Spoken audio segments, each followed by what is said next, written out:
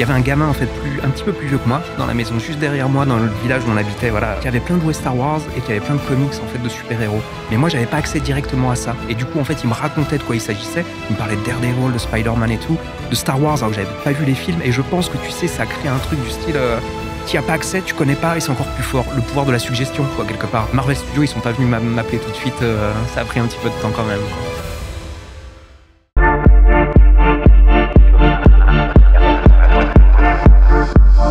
Ça ressemblait plus à un applaudissement qu'à un clap, mais c'est tout à fait justifié quand on voit le livre de mon invité d'aujourd'hui, qui s'appelle Multiverse, The Art of Alexis Briclot. Alexis qui s'écrit A-L-E-K-S-I Briclot. Exactement. Et c'est une somme. Je l'ai entre mes mains et je le soupèse. Et en fait, il y a 1000 façons de raconter des histoires. On peut raconter une histoire avec des mots, on peut raconter des histoires avec une musique, puis on peut raconter parfois une image, une histoire significative et signifiante avec une image. Et c'est là le talent de mon invité Alexis, qui a travaillé pour Disney, pour Marvel, pour plein d'univers qui sont des univers extrêmement contemporains. Et c'est un livre absolument remarquable. Alors, tout à l'heure, on bavardait un petit peu dans la jolie cour qui est derrière notre studio, et j'ouvrais un peu au hasard, et je disais, ça, c'est du Klimt. Klimt, pour mémoire, c'est ce peintre autrichien formidable de la deuxième partie du 19e siècle. Je crois qu'il est mort en 18, probablement, quelque chose comme ça. Donc, très grand peintre. Et là, je me suis dit, mais mon Dieu, c'est cette espèce de forme un peu complexe, complexifiée, ramifiée. Et tu m'as dit tout à l'heure, oui, c'est un peu de Klimt, mais c'est autre chose aussi. Donc, pour en arriver à créer ces images incroyables, quelles sont les influences artistiques qu'on subit? Parce que là, je ne peux pas croire que tu n'aies pas vu de toute ton existence des tableaux de Klimt. Il y a de toute évidence une culture picturale. Quels sont les autres artistes qui ont pu contribuer à ta formation artistique à toi? Je dirais qu'il y en a des centaines, des milliers. Je pense que la culture, elle est super importante dans mon travail, que ce soit en illustration, en bande dessinée, en concept art, surtout même peut-être en concept art. Le fait d'être réactif, d'avoir, je sais pas comment dire, une librairie sur laquelle s'appuyer, s'accouder. Il y a des anciens, il y a plein de gens qui sont passés avant moi, et c'est bien d'aller voir un petit peu ce qu'ils font. Alors des fois, il y a des choses en fait que j'ai déjà agrégées, on va dire que j'ai déjà dans ma propre librairie, et parfois il y a des projets qui vont eux-mêmes m'amener à découvrir ou à aller creuser une piste ou une voie. Ça, c'est super intéressant, parce que ça fait que je suis toujours en mouvement et que je suis obligé de découvrir des choses et d'apprendre. Ça, c'est passionnant. Est-ce qu'il y a des références picturales un peu précises qu'on pourrait évoquer? Tu as parlé de Klimt, là, chez les anciens. Mais vu que je mixe beaucoup de choses, je m'intéresse à la photographie, à la peinture, à la bande dessinée, aux comics, au manga. Tu vois, ça fait un maximum de choses. Il y a le jeu vidéo aussi par-dessus. Donc là, j'aurais du mal à te sortir quelques références. Donc on voit bien qu'il y a une espèce de foisonnement d'influences. Une éponge. Et je comprends qu'elle puisse ne pas être si facilement identifiable ou réductible à une influence ou 10 influences, parce que on voit qu'il y a du surréalisme, on voit qu'il y a du pré-raphaélisme, comme on dit, il y a tout ça. Et ça, c'est formidable parce que j'ai trouvé en feuilletant cet album que ce n'était pas des images coupées du temps. Et que chacune de ces images pouvait évoquer à chaque spectateur qui les regarde son propre univers, ses propres références artistiques, son propre passé. Alors, comment est-ce qu'on fait? Tu parlais de concept art tout à l'heure. Est-ce que tu peux développer ça? Qu'est-ce que c'est que le concept art? Alors moi, tu vois, dans mon travail, effectivement, j'ai plusieurs grands pans d'activité. Il y a l'illustration, c'est produire une image pour faire la couverture d'un livre, ou je sais pas, l'illustration de base pour une boîte de jeu, tu vois. Donc c'est une seule image. Il y a la bande dessinée, où là c'est un petit peu l'inverse aussi, c'est de la narration avec une multitude de pages et de vignettes. Et il y a encore autre chose, c'est le concept art. Donc tu vois ce que j'ai fait dans le jeu vidéo, j'ai monté un gros studio de jeu qui s'appelle Downton Entertainment, et ces 8 dernières années, j'ai travaillé avec l'équipe clé de développement visuel de Marvel Studios sur les films, et donc en tant que concept artiste. Et là, l'idée, en fait, c'est que la finalité de mon travail, c'est pas forcément que mon illustration, mais c'est développer, creuser des pistes, développer des idées au service en fait d'une œuvre plus globale. C'est-à-dire, je vais focaliser parfois sur un personnage, ensuite je vais passer sur un autre. Et tu vois, dans concept art, il y a deux mots. J'aime bien dissocier les deux. Il y a concept et art. Art, on pourrait dire, voilà, c'est le côté créer une image avec tout le savoir-faire que ça nécessite.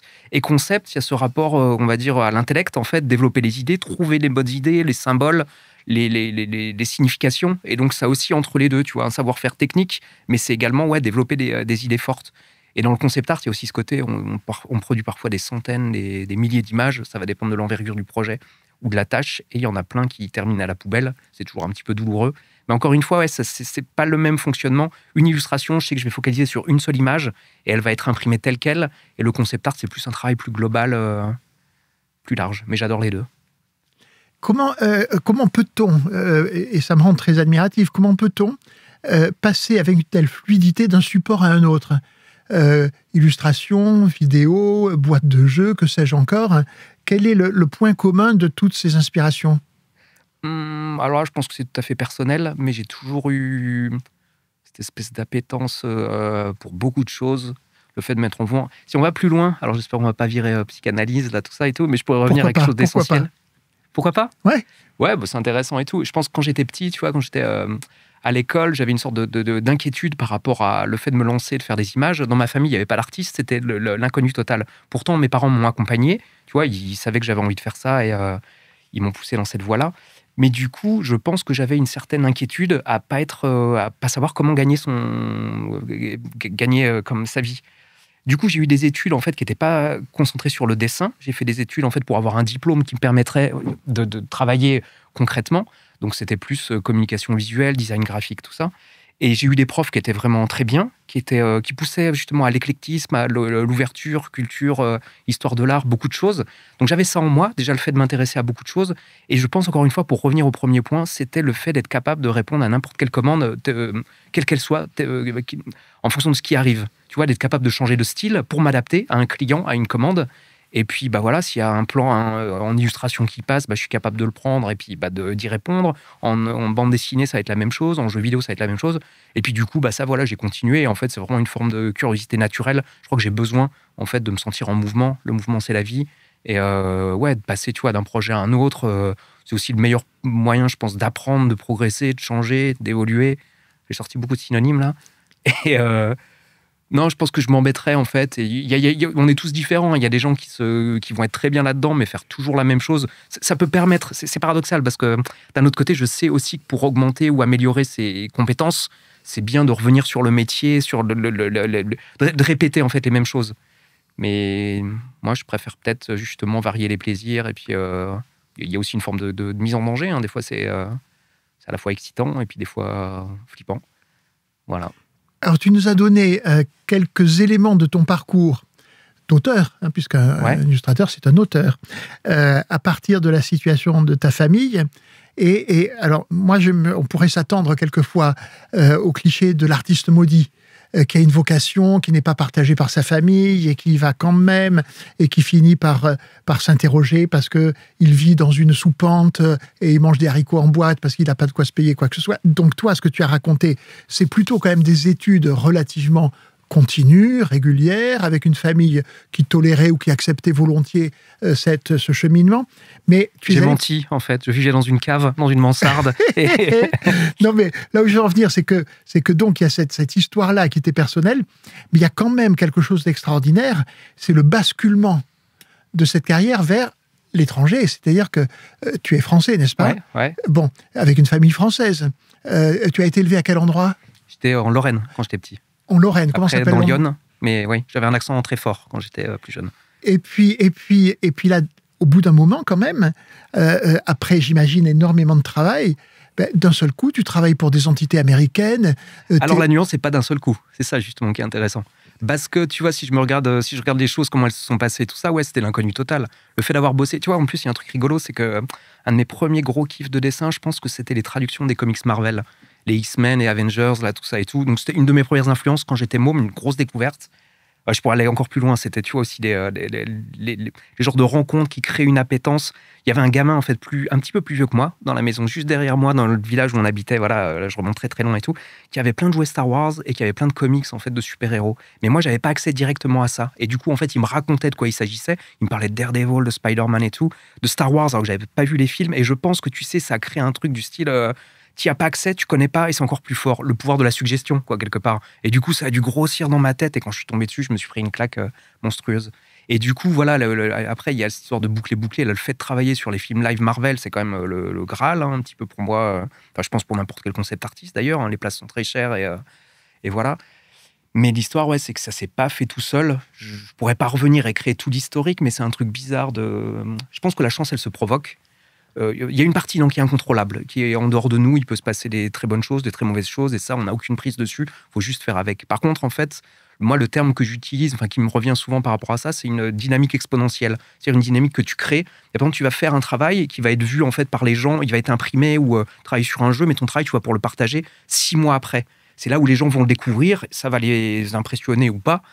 Allez, on reste sur le fait que ça les impressionne et ils vont te rappeler en fait pour ça. Et du coup, c'est une multitude, une succession en fait de pièces, j'allais dire d'œuvres, c'est un peu prétentieux, de pièces que tu laisses derrière toi qui font que tu construis entre guillemets ta carrière.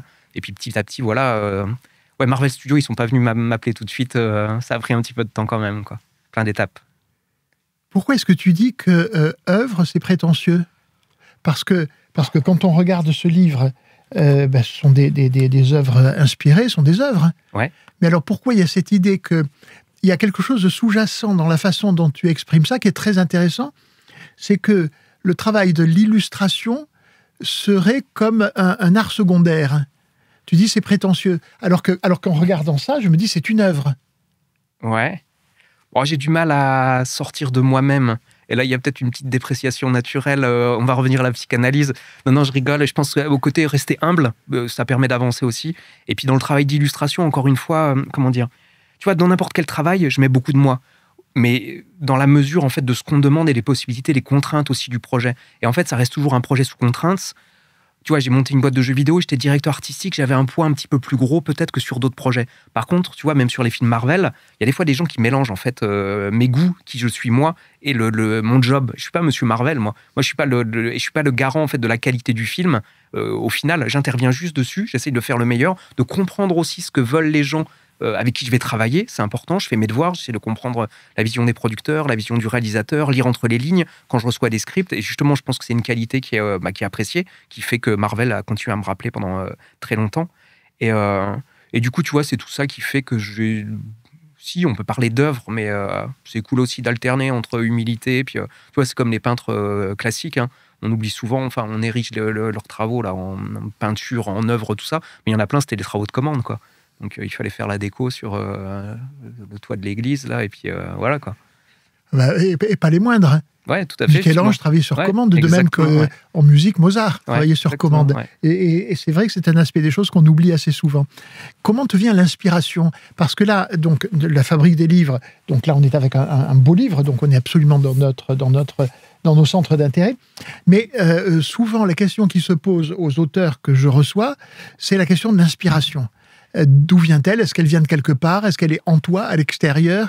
Quand tu as une commande ou quand tu agis de ta propre initiative pour créer un personnage, une scène, une situation, alors j'imagine que quand c'est une commande, c'est un peu différent parce que l'inspiration en question, elle est corsetée, canalisée. Mais imaginons quand tu es un peu livré à toi-même, que tu dois t'exprimer de manière libre, d'où vient cette inspiration ? Alors peut-être que quand je suis en roue libre, c'est peut-être un tout petit peu plus difficile, parce que parfois la contrainte, et même très souvent, elle nourrit la créativité. Un cahier des charges, une deadline, des fois ça oblige à travailler plus vite, à se concentrer sur une tâche et à pas rester trop déconcentré. Du coup, après moi aussi dans mon travail, alors là je reviens sur le travail de commande, mais que j'applique aussi sur mon travail personnel, c'est ma façon d'être. Je pense que, et je t'ai déjà entendu parler de ça en fait au niveau de l'écriture, là où tu parlais des écrivains qui sont architectes. Et encore une fois, tu vois, je pourrais revenir au côté concept art, ce mélange entre l'intellect, la réflexion, la structure, la méthodologie en fait dans le développement des idées, et puis aussi le lâcher prise, les accidents, le chaos. Moi j'aime bien opérer en fait aux deux niveaux et tu vois alterner. Et du coup, je sais, tu vois, quand j'ai un travail de concept que je peux appliquer comme ça, j'ai une sorte de méthodologie récente, on va dire d'il y a quelques années, une dizaine d'années, en fait, où je travaille sur des mind maps, ce qu'on appelle de cartographie mentale. Et en fait, j'ai mon petit carnet, tu vois, je vais focaliser, je marque souvent le nom du personnage ou du projet sur lequel je dois travailler au milieu. En général, c'est encore une fois, c'est pas la finalité. C'est-à-dire mon client, en fait, ou même dans n'importe quel cadre de projet, c'est juste une étape pour m'aider à poser les idées en fait sur le papier. Donc j'y apporte un tout petit peu de soin. Juste je me suis rendu compte qu'en fait voilà, si la page était jolie ou les pages sont jolies, et ben, ça me mettait dans une autre disposition, une prédisposition mentale plus agréable quand j'ouvrais le carnet. Tu vois, et je vois la page, je me dis, ah, ça a de la gueule avec les petits carnets, les petites notes et tout. Et ça me met dans une dynamique en fait plus positive et meilleure. Du coup, je sais que j'y passe un tout petit peu de temps pour avoir un bel objet. Donc voilà, il y a la thématique principale. Ensuite, je fais un travail de recherche, de lecture. Je fonctionne avec des mots-clés, parfois des petits croquis. Ça va dépendre en fait justement du sujet. Et les mots-clés, en fait, la façon dont je lis et en fait ils s'organisent, bah, je les pose sur le papier comme ça, je les dispatche dans l'espace. J'ai déjà utilisé des outils digitaux, on va dire, sur un écran, mais j'aime bien le fait que ce soit sur un carnet, dans le sens où ma page, elle est délimitée. Tu vois, elle est limitée. Je peux pas agrandir le document, il faut que tout rentre en fait sur cette page-là. Et puis surtout, il y a un rapport, je sais pas comment dire, avec l'espace. En fait, voilà, c'est devant moi, j'organise des choses. Et en fait, je pense que ça a une incidence réelle sur la façon dont mes idées en fait s'organisent mentalement. Clairement, en fait, c'est une sorte de représentation de ce qui se passe dans ma tête. Et ensuite, bah voilà, il y a des fonctionnements, il y a des liaisons qui se créent entre plusieurs mots-clés. Je prends un petit peu de recul, j'essaye d'établir des liens entre plusieurs pistes. Et ça, par exemple, je sais que c'est une technique qui me sert grandement pour éviter le syndrome de la page blanche. Par exemple, si je travaille en concept art, que je suis appelé, j'ai des délais... alors pareil avec Marvel, hein, il y a le côté c'est fun, mais il y a aussi beaucoup de contraintes. Il faut produire énormément, il faut produire vite et être top au niveau qualité. Donc il y a tous ces paramètres-là. Et du coup, bah, je ne peux pas me permettre d'arriver puis d'être devant mon écran tout blanc, puis d'attendre qu'il y ait un éclair qui me frappe et d'avoir la bonne idée. C'est pas possible, en fait, ça ne fonctionne pas comme ça. Du coup, en fait, la méthodologie dont je te parle, elle me permet comment dire, d'avancer dans une direction, de poser plein de choses, vraiment de brainstormer et d'être super efficace, pas seulement dans la réalisation des images, mais aussi les idées de fond, quoi. Essayer de creuser avant, et c'est super important, ça. Quelles sont inspirantes les expériences vécues par ces auteurs qui nous rejoignent sur la chaîne La Fabrique des Livres. Vous avez peut-être, vous aussi, envie de passer à l'écriture. Et c'est là que ma lettre d'information, ma newsletter, entre en jeu. Elle est gratuite et je vous y donne des conseils concrets pour structurer vos idées, travailler vos personnages, construire une intrigue. Pour la recevoir, vous trouverez le lien dans la description. Ce que tu dis des mind maps, c'est très intéressant parce que pour les auteurs de romans, d'essais, c'est aussi une technique très intéressante pour structurer un livre. Et je me suis rendu compte en voyant certains de mes confrères auteurs ou consoeurs qui utilisent des mind maps très complexes, très complexifiés. Ouais. C'est le principe, hein, puisqu'on part d'un élément central et qui va se ramifier dans tous les sens. Et j'ai trouvé que quelquefois, certaines mind maps, donc des cartes mentales, finissaient par devenir en soi une œuvre d'art. Ouais, carrément. Il y a une dimension graphique. Hein. Ouais. La façon dont les idées s'organisent, il y a un truc organique presque. Et tu vois, c'est intéressant parce que moi, je trouve que tu peux même l'appliquer aussi dans la vie de tous les jours. Si tu as un choix majeur à faire, changer de carrière, changer de vie, partir à l'étranger, je sais pas. Et c'est une façon d'organiser aussi les pour, les contre. Et c'est... Moi, je sais pas, c'est un bel outil, j'aime bien. Alors, on va se livrer un petit exercice. Je vais te demander de prendre ton propre livre qu'on va te tendre à l'instant. Et je voudrais que tu choisisses dans toutes ces pages l'image. Alors, c'est compliqué. Ouais. Ne me dis pas non, c'est pas possible. Parce que c'est un jeu. Donc, c'est arbitraire, comme tous les jeux. Je voudrais que tu me montres l'image qui te correspond le mieux. Oh. Ben voilà, j'attendais cette réaction, mais peu importe. C'est dur de parler de soi, non, d'avoir un... Tu vois, c'est la même question, des fois on me parle de mon style.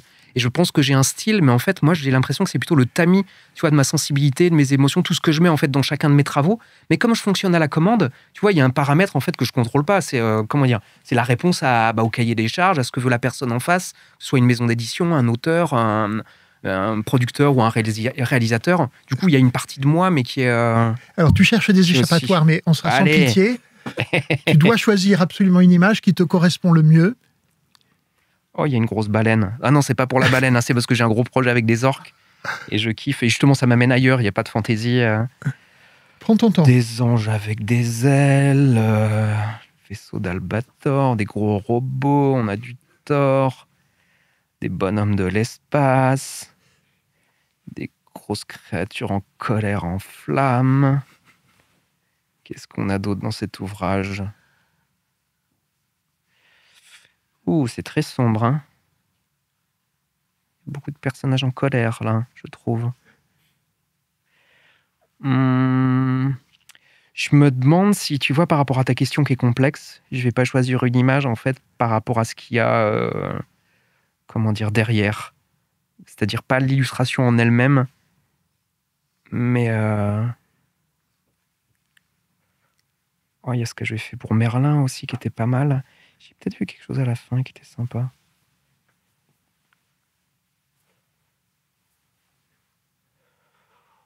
Oh si, il y a peut-être celle-ci, j'ai passé énormément de temps dessus. Alors, je vais te demander Allez. de la montrer à la caméra. Alors, elle est où la caméra? Alors, on la montrera bien sûr en gros plan. Attention au micro, on ne touche pas le micro. Mais alors, maintenant qu'on a vu cette image, est-ce que tu veux bien retourner le livre vers toi et reprendre cette conversation? Laisse-le ouvert comme ça. Je voudrais que tu nous décrives, et le spectateur qui nous regarde à l'image devant lui, à ce stade, je voudrais que tu nous décrives ce que tu vois, parce que une des particularités de tes œuvres, et je maintiens le mot œuvre, que tu le veuilles ou non, mais l'une des particularités de tes œuvres, c'est que chacun peut les regarder et les interpréter différemment. Donc là, c'est intéressant parce qu'on est à la source.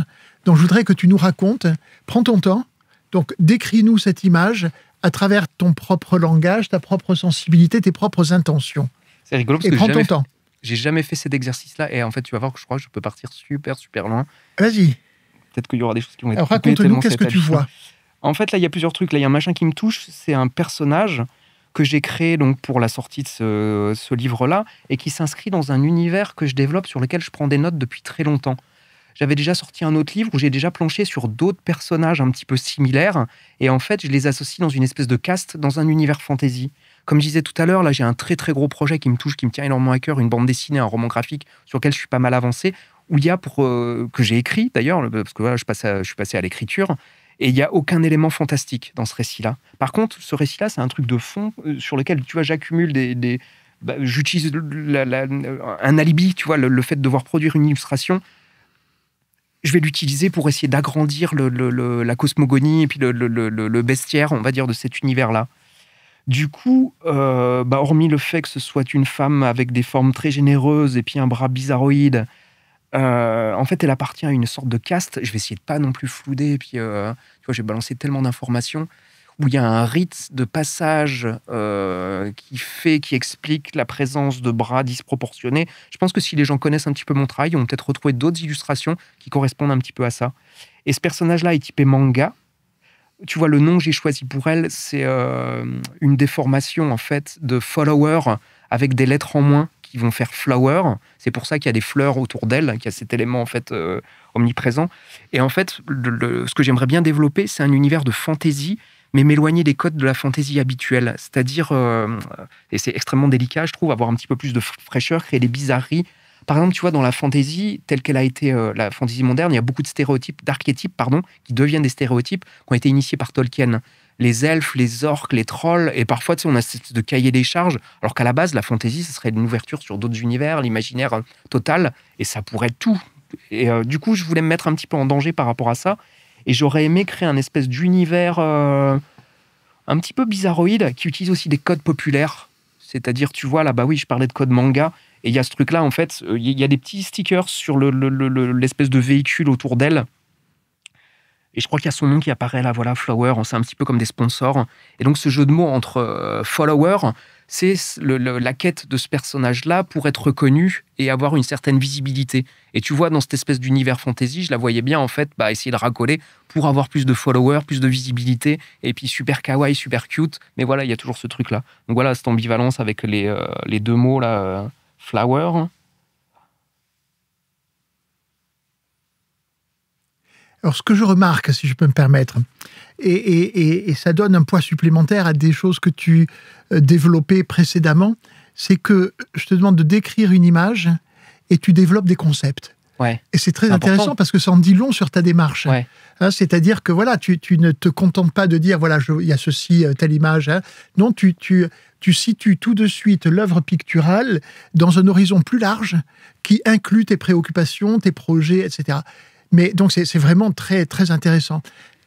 On va faire maintenant comme si j'étais... Attends, il y a une autre couche qui sera peut-être coupée à la fin. C'est qu'en fait, la structure même de l'espèce de vaisseau derrière, il y a des petits cœurs qui apparaissent. Je me suis basé de très loin sur la représentation des organes féminins. Et ça va peut-être étonner les gens. C'est pas histoire d'être racoleur ou d'être comme ça. Tu vois, on est dans un autre registre. Tu vois la créature d'Alien, Giger. En fait, ou même l'univers de Giger dans les films d'Alien, en fait, il y a une dimension sexuelle en fait, qui a vraiment marqué les gens. Ici, c'est pas le cœur du sujet, Mais je voulais quand même avoir cette petite dimension justement sexuée chez ce personnage-là, qui est dans un rapport de séduction. Et du coup, j'ai même travaillé sur la structure du vaisseau. Non, mais cette inspiration que tu décris, c'est aussi celle de très grands artistes. Georgia O'Keeffe, par exemple, avec ses fleurs géantes. Mais c'est des pistils, c'est des corolles qui sont, qui évoquent directement de la nature humaine, quoi. Et des choses extrêmement organiques. Et alors maintenant, on va prolonger cet exercice, si tu veux bien, et cette fois avec un langage différent. Non, ne le ferme pas. Imagine que je suis non-voyant, et tu veux me donner à voir ce que tu as dessiné. Donc regarde, je m'attendais pas à ce genre d'exercice. Et décris-moi. Je ferme les yeux et j'aimerais qu'à travers ton seul récit, je puisse visualiser. Qu'est-ce que tu vois? Qu'est-ce que tu veux me faire voir?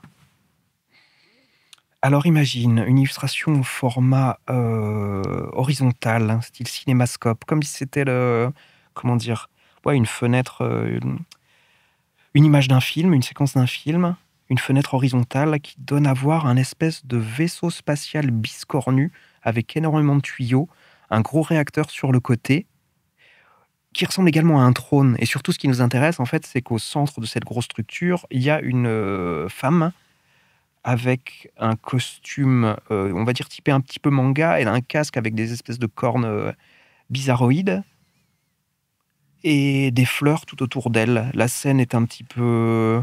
Non, je vais utiliser des termes, là, ça ne nous mène nulle part. Intrigante, fantastique. Et donc, on a ce personnage-là qui trône, justement, qui siège sur son trône, qui est un mélange de véhicule spatial, d'aéronefs, avec effectivement plein de tuyaux qui sortent de partout, qui rappellent ce petit côté organique. Je pense même que il y a une espèce de petit... c'est pas un antagonisme, mais les choses qui se répondent. Le côté organique, en fait, des fleurs, qui répond justement au côté l'arborescence généreuse, on va dire, là, tous ces câbles qui sortent de partout. Qu'est-ce que je pourrais dire d'autre? Tu ne m'as pas parlé des couleurs. Ah oui, super important. Des formes, des modelés, des matières. Alors, c'est une image très réaliste, où l'artiste a essayé d'appliquer une mise en lumière réaliste avec plusieurs sources, mais qui mettent en avant les volumes, en essayant de se rapprocher de ce à quoi ça pourrait ressembler dans la réalité. La palette, en fait, elle est assez limitée. L'image est relativement sombre, mais la palette, elle est distribuée autour de 2 couleurs, rose fuchsia. C'est vraiment le rose, une déclinaison avec des touches de rouge, mais un rouge plus clair, et du bleu, que ce soit dans le fond ou dans les petites fleurs. Est-ce que tu as l'image en tête? Est-ce qu'elle commence à se construire? Oui. Image mentale. Oui. Qu'est-ce que je pourrais rajouter? Mais moi, je vais reprendre mes questionnements. Donc, tu as choisi, on va reprendre le livre, tu as choisi, après quelques hésitations, après avoir feuilleté le livre dans les 2 sens, et je t'avais demandé l'image qui te représente le mieux. Pourquoi celle-là? Et je ne parle pas de théorie. Je parle d'émotion.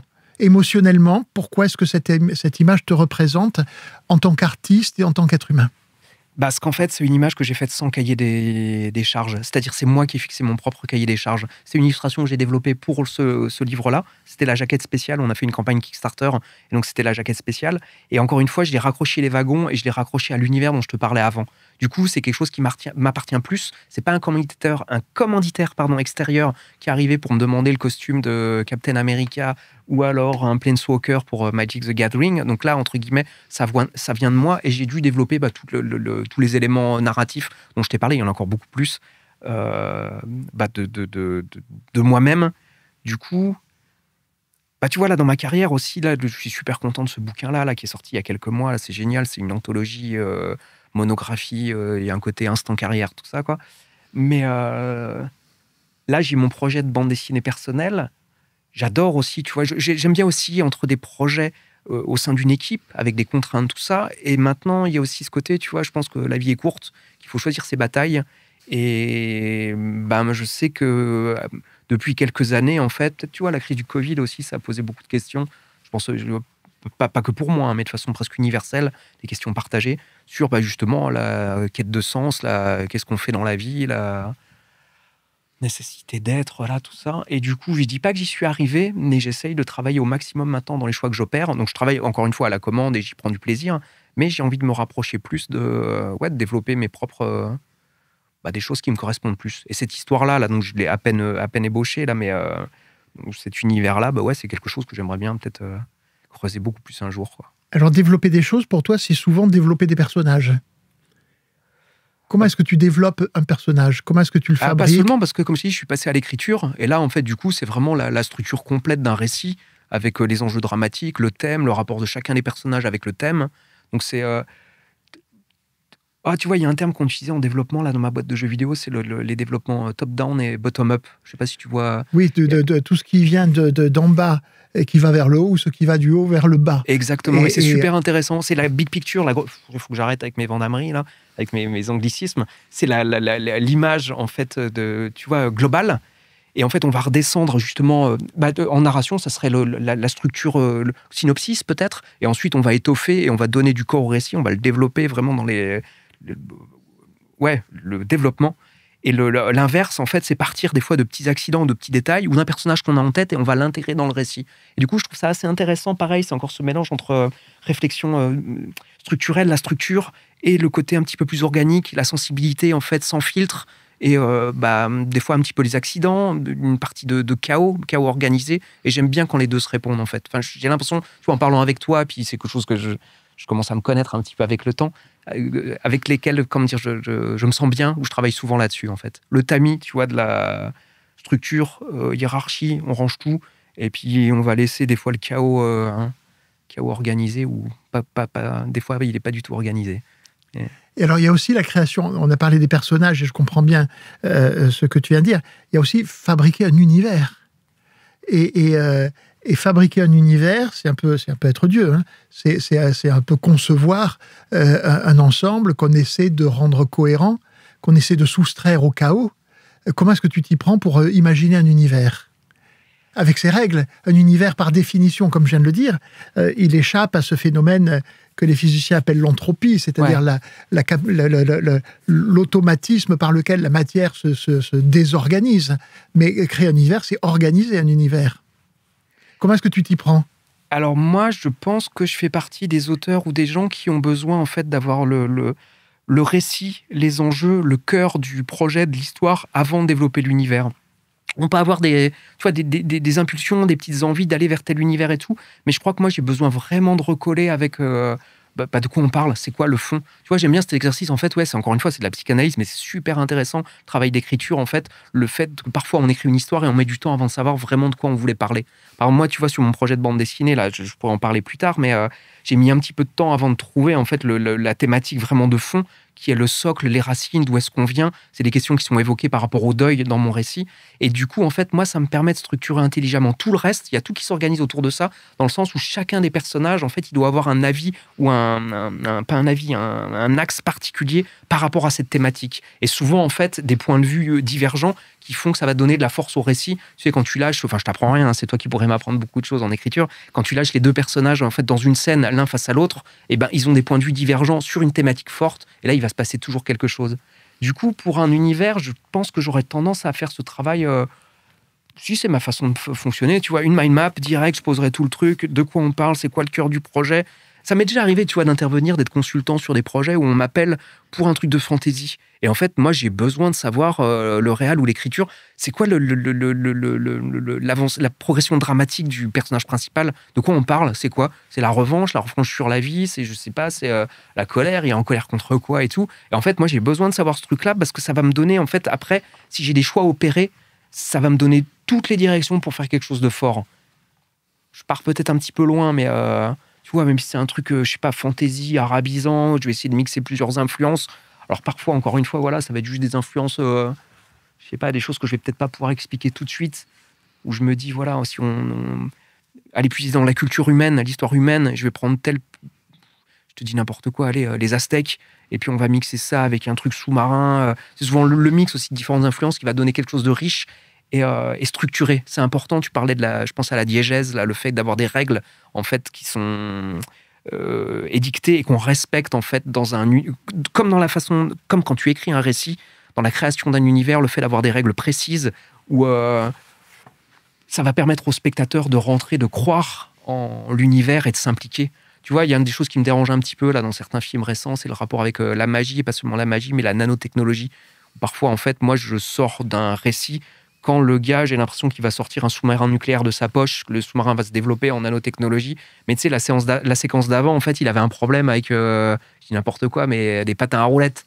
Et j'ai l'impression que là, c'est les scénaristes qui sont... Je comprends aussi, c'est un super travail d'écriture, mais qui choisissent un petit peu le Deus Ex Machina, là, qui vont gérer des paramètres en fonction de ce qu'ils veulent créer. Et du coup, bah, ça, c'est le genre de choses, moi, et je pense tout le monde, ça fait sortir du récit. Et donc, ouais, super important d'avoir des règles établies. Et alors, attends, je vais essayer de faire vite, je suis très bavard. Oui, voilà, c'est pareil.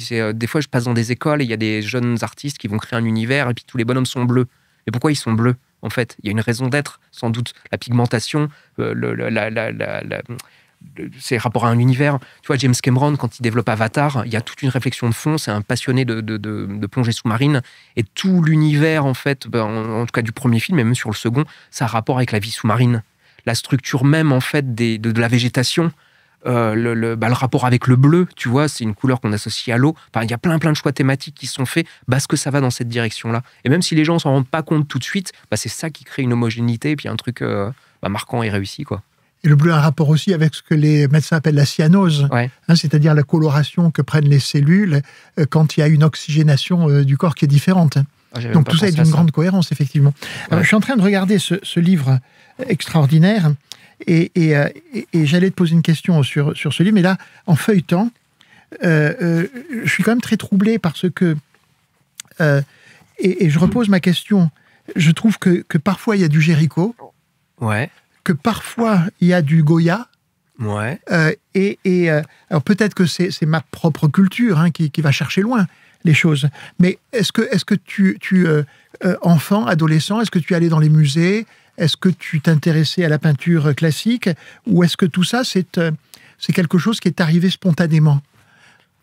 Je pense que ça arrivait un petit peu après. Oh, j'avais quand même si. Quand tu dis ça, tu vois, là, j'ai bien fait de venir, un truc que j'avais oublié. Je pensais, on avait des séries de fascicules à la maison, tu sais, des trucs grand public. Mais mon père, il avait une collection énorme de trucs, là, Regarde sur la peinture. Et donc, je devais les bouffer de temps en temps. J'étais peut-être un petit peu réfractaire à ça. Il y avait ce petit côté, tu sais, académique classique, où c'est pas super funky, et puis parfois, c'est un petit peu difficile d'accès. Et je pense que j'y ai pris goût. Peut-être, j'en sais rien, peut-être que les germes étaient plantés, et que après, j'ai juste eu à m'y remettre, tu vois, un petit peu plus tard. Et je pense que je suis très vite passionné, et puis je peux m'intéresser à beaucoup de choses, donc j'ai pas à me forcer pour ça, quoi.